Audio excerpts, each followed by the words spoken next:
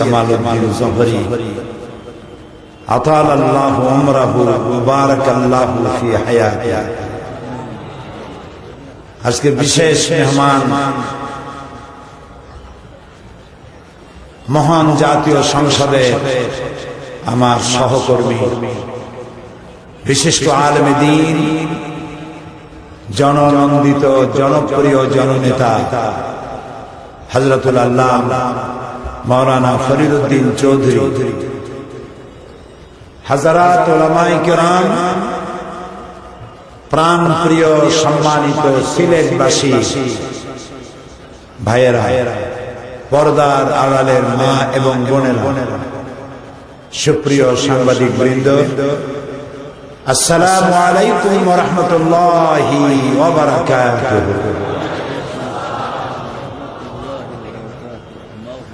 আল্লাহ সুবহানাহু ওয়া তাআলার দরবারে লাখ কোটি শুকর যে তিনি দয়া করে কোরআনে কারীমের মাহফিলে আমাদেরকে উপস্থিত হওয়া তৌফিক এনায়েত করেছেন।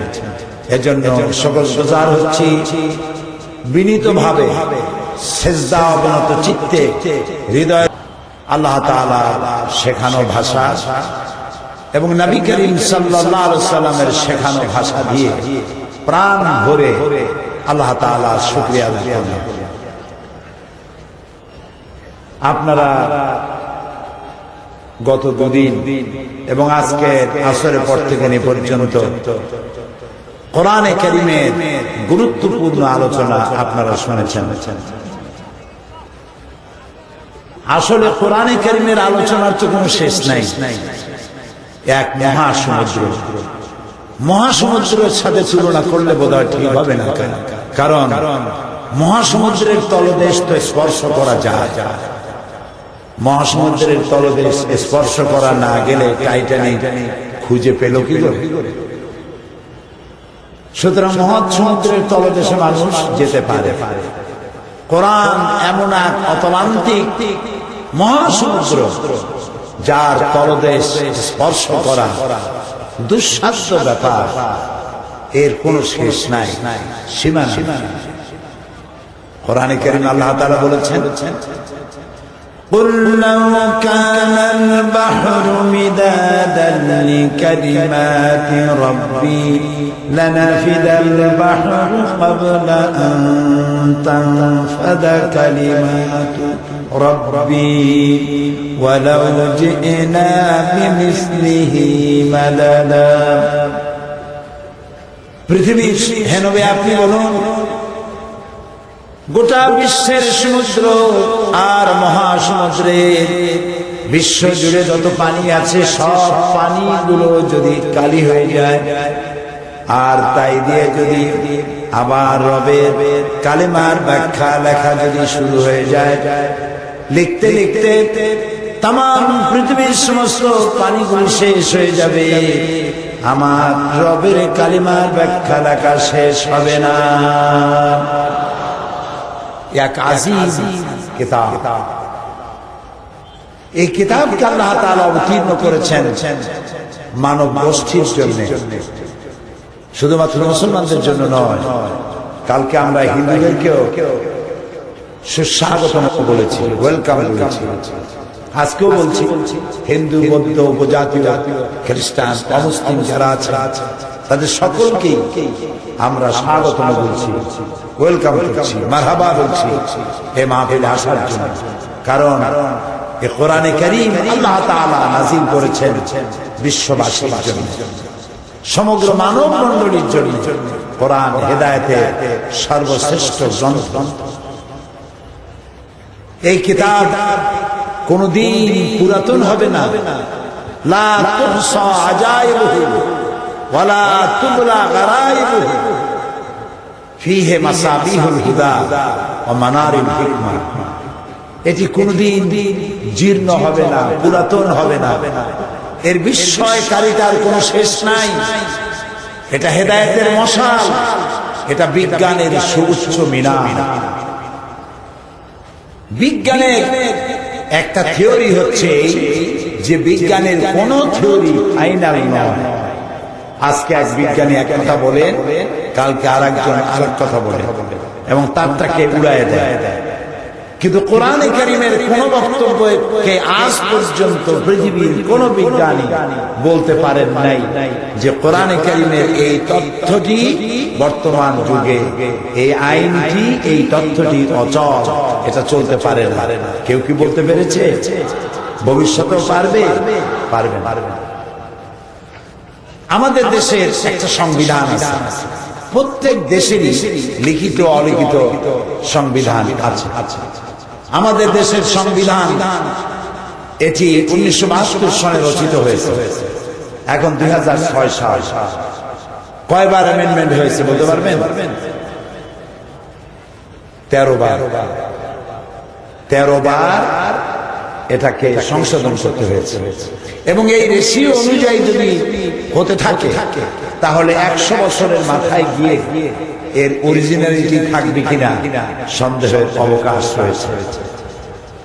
এটিও একটি সংবিধান, এ কোরআন একটি সংবিধান। কার দেওয়া? 1400 বছর পেরিয়ে গেল, কোন অ্যামেন্ডমেন্ট আসছে? কোন সংশোধনী এসছে? ভবিষ্যতে আসার কোন সম্ভাবনা আছে? না। কেন হলো না? কারণ হলো দুনিয়ায় যত সংবিধান আছে প্রত্যেকটি সংবিধানের রচয়িতা হচ্ছে মানুষ, আর মানুষের জ্ঞান সীমাবদ্ধ। সে অতীতকে ভুলে যায়, ভবিষ্যৎ জানে না, বর্তমান সম্পর্কে সিদ্ধান্ত নিতে গিয়ে ভুল করে। এই হলো জ্ঞানের চৌহদ্দি, জ্ঞানের সীমানা। অতীত জানেই ভুলে যায়, অতীত মনে থাকে না। আর ভবিষ্যৎ জানে না বলেই তো মিস্টার হালদারদের কাছে যায়, আগামীকাল কেমন যাবে, আগামী এই বছরটা কেমন যাবে, এগুলি আবার পত্রিকায় ছাপা। উনি নিজে জানেন কিনা ওনার বছরটা কেমন যাবে। এই যে টিয়া পাখি নিয়ে রাস্তায় রাস্তায় বসে, সিলেটে বসে টিয়া পাখি আর কতগুলো ইনভেলপ নিয়ে বসে, তারপরে টিয়া পাখি একটা ইনভেলপ ঠোঁটে করে নিয়ে আসলো, ওইটা খুলে দেখা গেল যে সর্বনাশ। কি সর্বনাশ? ওই যে তোমার যে ট্রাক মারবে সেই ট্রাক তো শ্রীমঙ্গল থেকে রওনা হয়েছে, তুমি তো মরবে এখনই, রাস্তায় বেরোলিছে। বাঁচার উপায় কি? এই যে মাদলি আছে, তাবিজ আছে, এই তাবিজ গলায় পড়ো, এই পাথর হাতে লাগাও, তোমার বিপদ দূর হয়ে যাবে। এক বুড়া বেচারা নাকি এরকম এক সকালবেলায় এক এই টিয়া পাখির সামনে গিয়ে যে হাত গড়ে বলছে, মিয়া আমি তো এখনো বিসমিল্লাহ করিনি, আপনারা দিয়ে করি। কি বিসমিল্লাহ করবেন? দেখি আপনার হাতে কোনো বিপদ টিপদ আছে নাকি, যদি বিপদ থাকে তাহলে কি হবে? কোন চিন্তা নাই চাচা, আমার এই সুটকেসের মধ্যে বহুত তাবিজ, একটা তাবিজ দিয়ে দেবো, বিপদ দূর হয়ে যাবে। বুড়া তার হাতের ব্যাগটা থুইয়া আর গালের উপরে 82 দর্শনা ওজনে একটা থাপ্পড় লাগাইছিল। লোকটি বলছে, আমারে মারলেন কেন? আমি তো আপনার কোনো খারাপ কথা বলিনি, আপনি দাড়ি বাঁকা মানুষ, এই থাপ্পড়ের জবাব আমিও দিতে পারতাম, দিলাম না, আপনি মুরব্বী বলে। আপনি আমারে মারলেন কেন? কয় মারি নাই তো, একটু টেস্ট করছি। কি টেস্ট করলেন? টেস্ট করলাম এই যে তুমি আমার হাত দেখে তুমি দেখবা যে কত বিপদ আছে, বিপদ থাকলে সেই বিপদ দূর করার মতো তাবিজ দিয়া তোমার সুটকেস ভরা। তা মিয়া ভাই, তুমি সকালবেলায় নিজের হাত দেখে আসো নাই? সকাল 8টার সময় একটা থাপ্পড় খাবা। এই তাবিজ গুলো তোমার ভিড়াইতে পারলো না কেন? তুমি রাস্তা রাস্তার পরের ভাগ্য করো না করো, তাবিজ দিয়ে ভাগ্য ভালো বানাও, তুমি কেন নিজের ভাগ্য ভালো বানাই গুলশানে বাড়ি বানাইতে পারো? এগুলি ফাঁকি ঝুঁকি। মানুষ অতীত ভুলে যায়, ভবিষ্যৎ জানেই না, আর বর্তমান সম্পর্কে সিদ্ধান্ত নিতে গিয়ে ভুল করে। এই হলো মানুষের জ্ঞানের সীমানা। আর তারাই বানায় সংবিধান। প্রতি মুহূর্তে ভবিষ্যৎ এসে বর্তমান হয়, আর প্রতি মুহূর্তে বর্তমান অতীত হয়ে যায়। ফলে চিন্তা যেটা করেছিল, চিন্তার কার্যকারিতা হারিয়ে যায়। এখন উপায় কি? উপায় অ্যামেন্ডমেন্ট করা। এই কোরআন যার কাছ থেকে এসেছে তার কাছে অতীত নাই, তার কাছে ভবিষ্যৎ নাই, তার কাছে সবটাই বর্তমান। সুবহানাল্লাহ বলতে ইচ্ছে করে না? তার কাছে সবটাই বর্তমান। তিনি কে? সে আল্লাহ রাব্বুল আলামিন কোরআনে কারীমকে নাযিল করেছেন বর্তমানকে সামনে রেখে কিয়ামত পর্যন্ত পরিবর্তনের কোনো প্রয়োজন হবে না। মানব গোষ্ঠী পরিচালনার জন্য যা প্রয়োজন সব এখানে আছে। আল্লাহ তাআলা বলছেন আলিফ লাম রা কিতাবুন আনজালনাহু ইলাইকা লিতুখরিজান নাসা মিনাজ যুলুমাতি ইলান নূর। আলিফ লাম রা কিতাবুন আনজালনাহু ইলাইকা, আমি আপনার প্রতি একখানা কিতাব অবতীর্ণ করেছি। কেন? লিতুখরিজান নাসা মিনাজ যুলুমাতি ইলান নূর, যাতে করে মানব গোষ্ঠীকে অন্ধকারের ভেতর থেকে বের করে আপনি আলোর দিকে নিয়ে আসতে পারেন।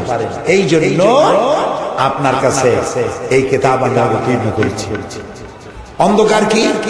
অন্ধকার হচ্ছে মানুষ যা তৈরি করেছে মানব গোষ্ঠী পরিচালনার জন্য।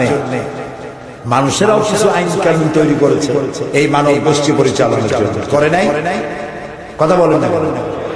এই মানব গোষ্ঠী দেশ, রাষ্ট্র, ব্যক্তি, সমাজ, আন্তর্জাতিক জীবন পরিচালনার জন্য অর্থনীতি, সমাজনীতি, রাষ্ট্রনীতি, শিক্ষানীতি, বহু নীতিমালা এ মানুষ তৈরি করেছে।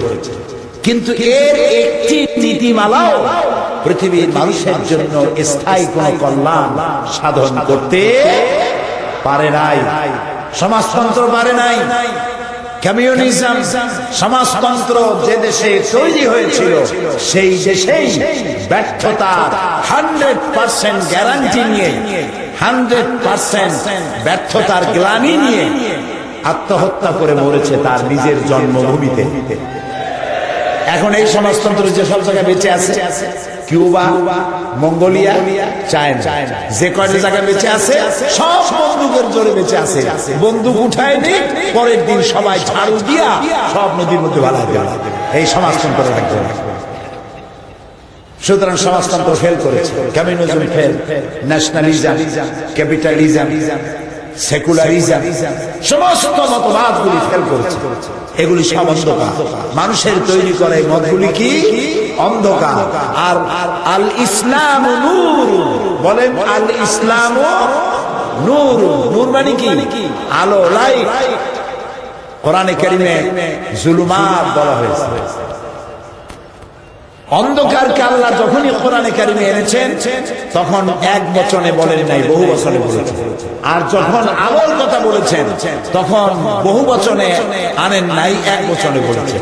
কারণ আলোর রূপ একটা, অন্ধকারের রূপ হয় অনেক। এখন পরীক্ষা চলতেছে, আজকাল পরশু, আজকে বন্ধ ছিল, কালকে থেকে আবার পরীক্ষা শুরু হয়েছে। পরীক্ষা চলছে না সারা দেশে? এই পরীক্ষায় অঙ্কের দিন যাদের অঙ্ক সঠিক হবে তাদের উত্তর কয় রকম হবে? আর যাদেরটা ভুল হবে নানান রকম হবে। সুতরাং পৃথিবীর অন্ধকারের অনেক রূপ। মানুষ তার নিজস্ব মন মস্তিষ্ক দিয়ে যত আইন এবং কানুন তৈরি করেছে সবগুলি মুখ থুবড়ে যার যার জায়গায় পড়ে গেছে। এগুলি অগ্রগতি হয় নাই, প্রগতি হয় নাই। ওরা নাম দেয় ওরা নাকি প্রগতিশীল। ওরা যদি হয় প্রগতিশীল তাহলে দুর্গতিশীল হবে, চরম দুর্গতি সম্পন্ন। সুতরাং পৃথিবীতে মানব রচিত সব মতবাদ থুবড়ে পড়েছে। আল্লাহ তাআলা দিয়েছেন এক ব্যবস্থা, এই ব্যবস্থাটা আল্লাহ, সেই ব্যবস্থার নাম হলো ইসলাম। ব্যবস্থাটার নাম কি? সবাই বলেন ইসলাম। ইসলাম কোন বিশ্বাস, আকীদা, নামাজ, রোজা, হজ, যাকাতের মধ্যে সীমাবদ্ধ কোন জীবন ব্যবস্থার নাম ইসলাম না।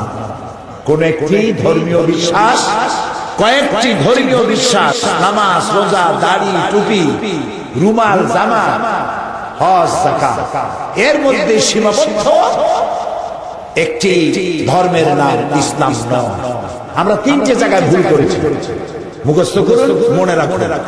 তিনটি জায়গায় ভুল করেছি। কত জায়গায় বলেন? তিনটি জায়গায় ভুল করেছি। নাম্বার 1, ইসলামকে মনে করেছি শুধুমাত্র একটি ধর্ম।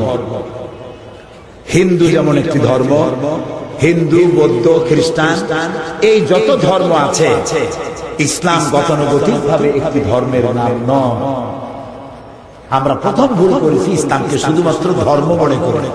এটি একটি পূর্ণাঙ্গ জীবন ব্যবস্থা, একটি স্কিম, আল্লাহ তৈরি করা একটি পরিকল্পনা, সুবহানাল্লাহ, যা মানুষের জন্ম থেকে শুরু করে মৃত্যু পর্যন্ত জীবনের প্রত্যেকটি ক্ষেত্রে দিক নির্দেশনা প্রদান করে। এর নাম ইসলাম। জোরে বলেন, এর নাম কি? এক নম্বরে ভুল করেছি, ইসলামকে শুধুমাত্র ধর্ম মনে করে। উল্টা বুঝেন না। আবার কালকে থেকে বলা শুরু করেন না যে সাইদ সাহেব বলে গেছে ইসলাম কোন ধর্মই। মানুষ তো শোনে একরকম, বোঝে একরকম, আর রিপোর্ট করে আরেকরকম। গতানুগতিক ভাবে অন্যান্য ধর্মের মতো এটা কোন গতানুগতিক ভাবে ধর্ম নয়। এটি মুকাম্মাল নিজামে হায়াত, এটি কমপ্লিট কোড অফ লাইফ, এটি পূর্ণাঙ্গ জীবন বিধান। কিরকম পূর্ণাঙ্গ? হাতের নখ কাটা থেকে শুরু করে, টয়লেটে যাওয়া থেকে শুরু করে, রাষ্ট্র পরিচালনা পর্যন্ত সব শিক্ষা। মুরগির ফার্ম থেকে শুরু করে জাতিসংঘ পর্যন্ত পরিচালনা শিক্ষায় কোরআন। এটার নাম ইসলাম, পরিপূর্ণ জীবন ব্যবস্থা। আপনি জিজ্ঞেস করেন কি জানতে চাইবেন, আর এই কোরআনে কোন কথার জবাব নাই? তিবিয়ানান লিকুল্লি শাই। আল্লাহ তাআলা বলেছেন সমস্ত বিষয়গুলিকে মানুষের জন্য যা প্রয়োজন সবগুলোকে খুলে খুলে কোরআনে কারীমের মধ্যে বয়ান করে দেওয়া হয়েছে। এটার মধ্যে দাঁড়ায় থাকলে অসুবিধা, বসতে ভালো হয়। আমি কিন্তু বলি না মানুষকে যে বসেন বসেন, এগুলি বলি না এই কারণে যে প্রাইমারি স্কুল যখন আমরা পড়ছি তখন মাস্টাররা যাদেরকে শাস্তি দিত বলতো দাঁড়ায়। আপনাদেরকে কোন মাস্টার দাঁড়ায় থাকতে বলছে আমি জানি না, খামোখাই দাঁড়ায় কষ্ট করতেছে। দাঁড়ায়া মানুষ আশ্চর্য মলম বেছে কেমনে তাই দেখে, রাজনৈতিক বক্তৃতা শোনে দাঁড়ায় দাঁড়ায়, সিনেমা চাপায় আর দাঁড়ায়। এটা কোরআনের মাহফিল। আপনি বসলে আপনার পিছনের লোক একটু বসতে পারে। আমি দেখে আসছি এই যে বিশাল রাস্তা বন্ধ হয়ে গেছে, রাস্তায় যান চলাচল বন্ধ হয়ে গেছে। আপনারা যাওয়ার তো কোনো জায়গা নেই, ভাই না তো যাবো। বসেন, বসলে আপনার জন্য করলাম, অন্যের জন্য করলাম, আলহামদুলিল্লাহ।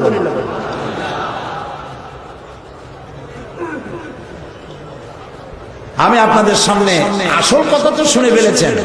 হযরত মাওলানা সৈয়দ কামালউদ্দিন জাফরি, আল্লাহ তার হায়াত দারাজ করুন, বলেন আমিন। আমি বাংলাদেশে যাদের ওয়াজ, যাদের বক্তৃতা সব থেকে বেশি পছন্দ করি, আমার উপর তাসির হয়, তার এক নম্বরে আছেন আলহামদুলিল্লাহ। আসল ওয়াজ তো শুনেই ফেলেছি। আমি একদম ভাঙ্গা ছাড়া, ঢোলের বাড়ি বহু দূর থেকে শোনা যায়, মনে হয় ওর মধ্যে জানি কি আছে, এত যে আওয়াজ, পর্দাটা ফাড়ে দেখা যাবে কিছুই। আমি ওই রকমই বাংলাদেশের তোমার সুবহানাকা লা ইলমা লানা ইল্লা মা আল্লামতানা আলাইহি তাওয়াক্কালতু ইলাইহি উনীব।